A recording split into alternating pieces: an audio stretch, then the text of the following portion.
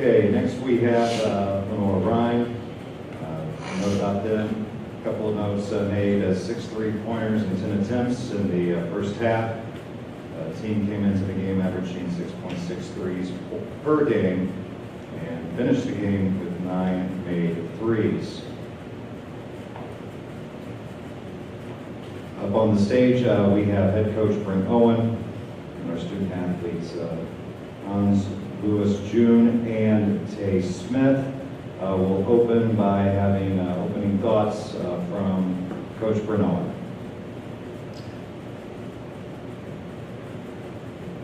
Tough one to just give my thoughts on as I'm kind of trying to collect myself here, but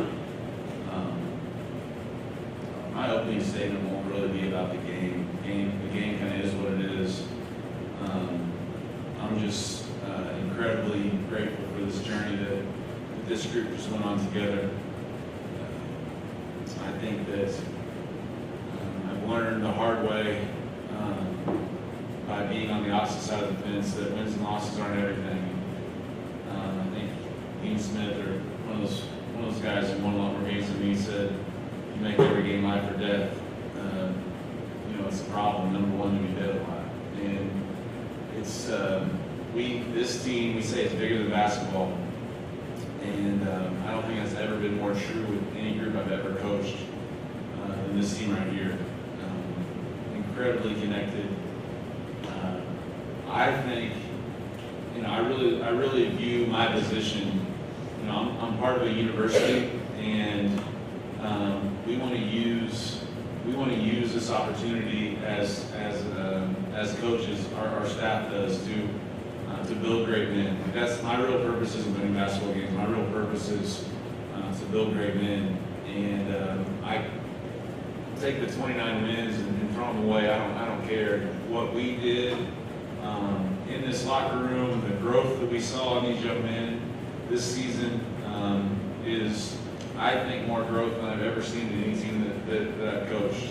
And it was because of their attitude, their approach to things, their buy-in. It was because of my staff and some other people that we put in our locker room and around them, the support we got from our community and from our university. Just unbelievable. Just a truly a dream come true type of season. I wish it would have had a better ending.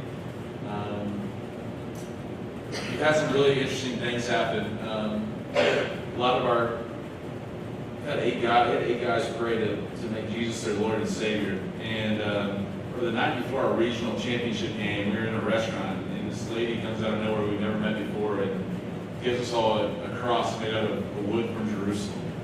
And I just thought, I've been kind of telling these guys, God doesn't talk to you, audibly. You can hear it. He kind of gives you signs when He talks to you, and just wow, what an example the night before the regional championship. And then we win the regional championship.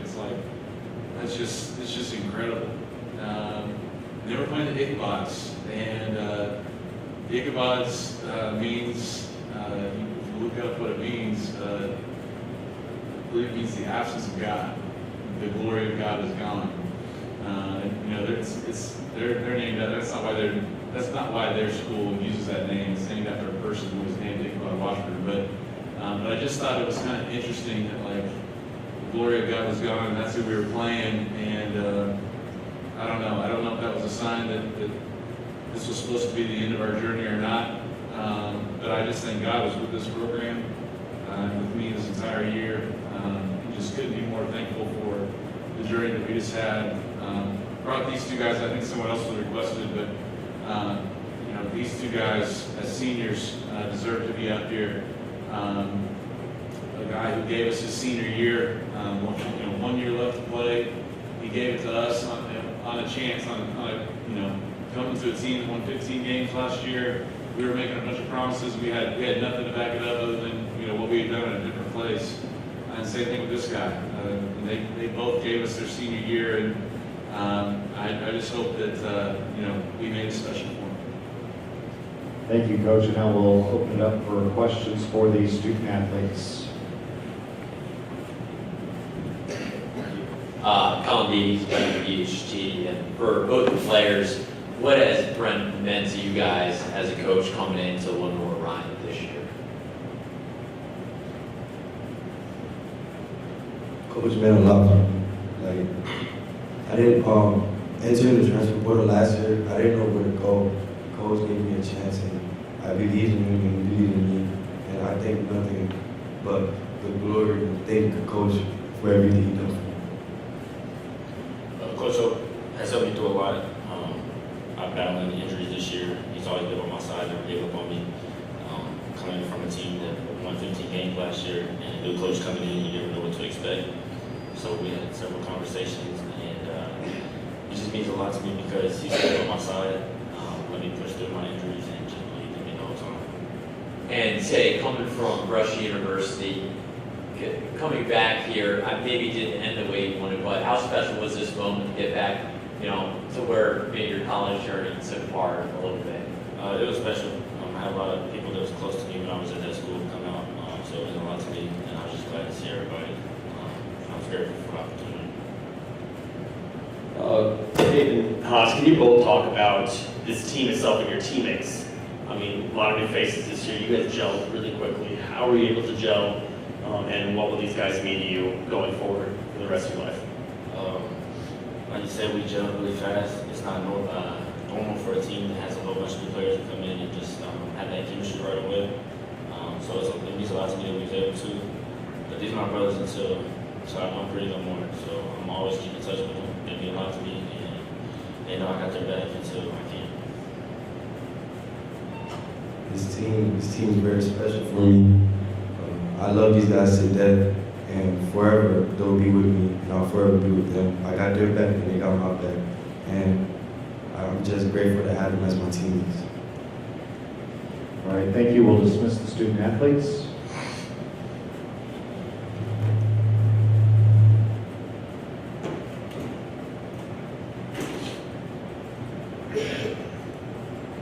And now we'll open it up for questions for the coach. Brent, getting back to this moment, and obviously you have your two sons by your side. What was that like tonight, having, maybe some friends and family also in the crowd? Just very humbling. My middle school coach came to the game. My high school coaches came to the game. Coach Watson, who's a mentor of mine, came to the game. All of my college friends and so many people who have had an impact on me in all sorts of different ways showed up. We had a kind of a pregame get together downtown, and I got to go visit with everybody before the game. Just a surreal moment. I was really thankful.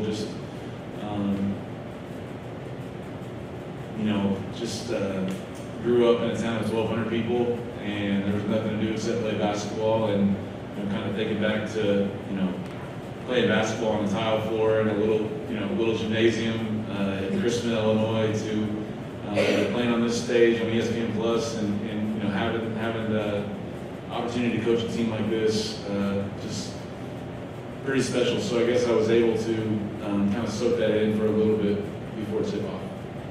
And what does it mean to have your sons, they dress like you and have them alongside your journey with you and support you like this? We say God, family, basketball in this program, and you got to kind of keep it in that order. And this profession requires so many hours. The reason we won 29 games in part was because we packed up our bags literally in 2 days. I got offered the job, and 2 days later we were on the road in the car driving to Hickory, and we spent all April and May. Basically my schedule was go to the office at 8:30 after I dropped them off at school, work all day, try to make it a point to get home for dinner time, turn the phone off at dinner time, spend family time. But after dinner time, boys went to bed. We came back to the office. We were in there until midnight, trying to figure out who we needed to sign and who we could get, and the road trips and the sacrifice that they make. I couldn't be more thankful, especially to Ashley, who's sitting here today, who, now the season's over, we can go have a baby. We got a baby due here in a couple weeks, a little girl coming, so we'll add to this crew up here. But I have to make them, thank goodness Ashley loves basketball, and these guys want to be a part of it, because in order for me to be a good dad, I need them to spend some time with me at work. And we just try to make sure that we're including them as often as possible, and make two pretty good assistant coaches. Gotcha. And then, so the end of this season now, obviously you have a very talented team with the way college basketball is nowadays. What's kind of your message to these guys, that may be underclassmen, to try to get them to come back and play for Lenoir-Rhyne? Yeah, we have some unfinished business. We unfortunately didn't get it done today in terms of trying to win a national championship. In our office, we have 4 objectives for this program, and one of them is win a national championship. So we got some unfinished business, and I really think Lenoir-Rhyne is a great place. One of the things that stood out to me when I got this job is everybody wanted to stay. 13 guys on the roster throughout a coaching change, and no one wanted to go to the portal. I think we foster a great environment, and I expect us to be able to return a lot of guys and try to compete for championships next year. But what I told them when we held them up after the game on the court was just, I thank them so much for this journey, and thank them for the blessings that we've had. But I told them we accomplished our goal. Beginning of the season, we said we want to win a championship together, and then we decided we wanted to win a regional together, and we wanted to have our own banner hanging up, and we wanted to repeat. We wanted to be able to come back 10 years from now and see each other again. And so I closed that as, I'll see you guys at the reunion. So I'm looking forward to that. Coach, in terms of the game itself, you guys have come back on a lot of teams this year. You've won a lot of close games. What made Washburn just that tough to come back on? Because you guys made some runs there. Yeah, they just kept making shots. Really tough team. The game was won in the first 4 minutes, unfortunately. We came out on our heels a little bit. They came out on fire.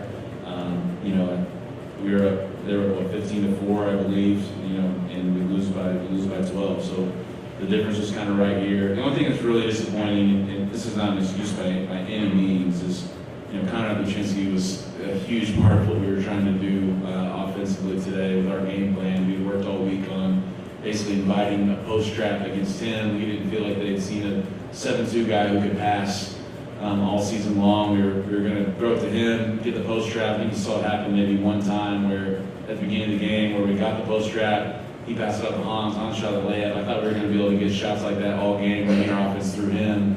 Unfortunately, he had a stomach virus and just it was spinning for him out there. And that's the only disappointing part. Is I wish we would have been able to be at full strength going into this. But things happen to all teams, and you got to adjust. And unfortunately, we just didn't have enough in our tank.